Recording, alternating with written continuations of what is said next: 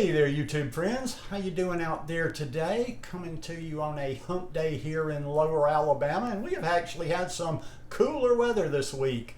I wouldn't exactly call it fall yet, but it is kind of fall for us. We woke up to 63 one morning and 61 another, so just waiting. In a few weeks it'll be a little bit more permanent. But with fall, I kind of wanted to make something different today, and we're going to get into, you'll see the seasoning I'm using here in a minute, but you've already seen it in the title, a little bit of pumpkin spice.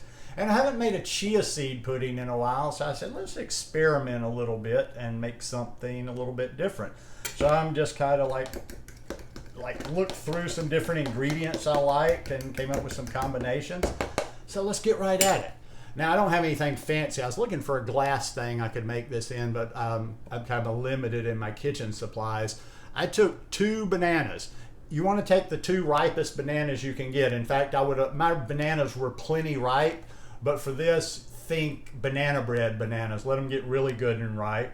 And then what you want to do is just mash them up, and you want to take your time and mash them as good as possible. Now next, I am going to add 1 teaspoon of pumpkin spice. I didn't actually have any pumpkin spice, so I made my own. I used a half teaspoon of cinnamon, a 1/4 teaspoon of nutmeg, and a 1/4 teaspoon of ginger. So we're going to add that in. And then I got 2 cups of unsweetened almond milk. I'm going to just mix that in like that. And I'm just going to mix it up. Just mix it good.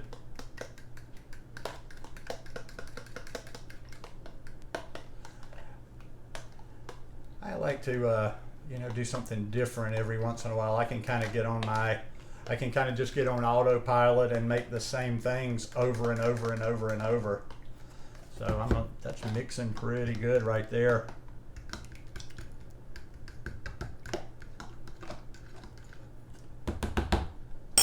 Now, we're going to take 6 tablespoons of chia seeds. Yeah, I know that's a lot, but this recipe, this mix is probably going to be, probably the equivalent of 3 servings. So you're probably getting about 2 tablespoons of chia seeds per serving.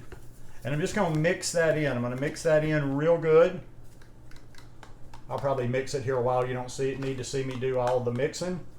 I'm going to mix it in real nice. And then once I finish mixing it, I'm going to let it sit for about 30 minutes. I'm going to come back and mix it again. So when I do that, just so we can go through all the steps, I'll be back in 30 minutes. Okay, it's been about 30 minutes and it's already starting to, thicken a little bit. I haven't put it in the fridge yet. And I'm just going to kind of stir it up again. I did a little bit of reading this time about chia seed puddings, and I looked at different recipes and things like that, and just read about different techniques. And this just seems to, if you go back and stir after 30 minutes, it seems to just get it set better, and it'll make a thicker, more pudding-like substance. So there we go. They're kind of evenly distributed now. Now you get the point. So I don't need to come back the next time, but I am going to let this sit, and I'm going to stir it again in about 30 minutes just to make sure it's nice and even all over.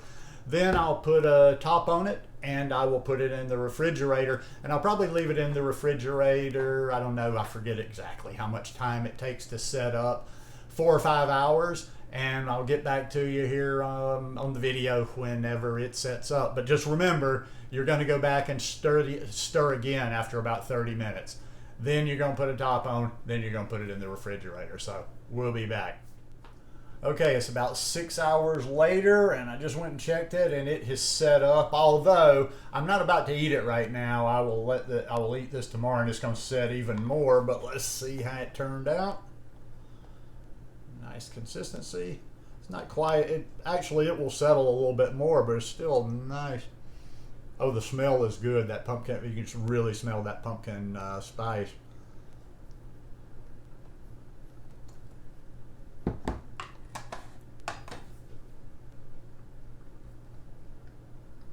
That's good. That's really good. Now I could show it to you, but it's nothing special. The visual is like, it just kind of looks like chia pudding. Yeah, that's a good one. That's a good way to get those chia seeds in, which are a good source of omega-3s. They're a good source of calcium. I think we'll get back to making these and keeping some in the fridge on a regular basis. I know I think I've done chia seed pudding before. Might have even done one with some banana in it, but I think I did it differently the last time and it didn't come out quite as good. Next one I'll do will be a chocolate chia seed pudding, which I've also done here. Just go to my channel and search chocolate chia seed pudding, and you'll find it right there. But anyhow, hope you guys enjoyed this. Hope you give it a try. If you like it, please give me a thumbs up, and I'll see you here again soon. Peace.